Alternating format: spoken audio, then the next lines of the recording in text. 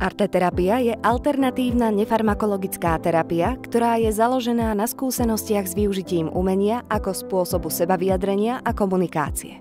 Pomáha ľuďom so zdravotnými problémami vrátane psychických chorôb.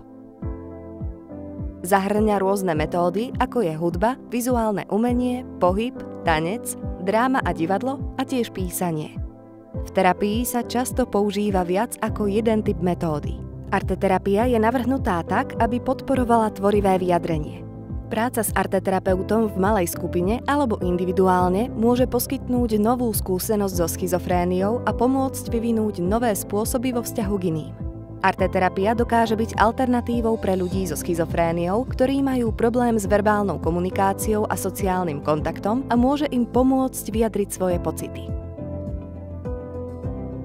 Najmä vtedy, ak sa im o veciach ťažko hovorí, alebo sa cítia vzdialení od svojich pocitov.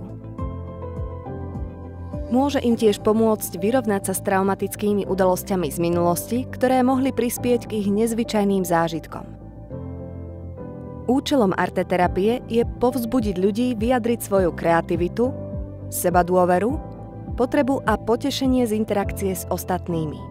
Umožňuje jednotlivcom vyjadriť svoje emocionálne zážitky, myšlienky a túžby prostredníctvom umenia.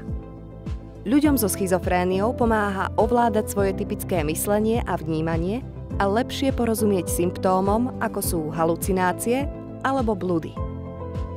Arteterapia napomáha lepšej rekonvalescencii a tiež prispieva k zlepšeniu kvality života pacientov, u ktorých negatívne symptómy výrazne ovplyvňujú možnosť integrácie do spoločnosti.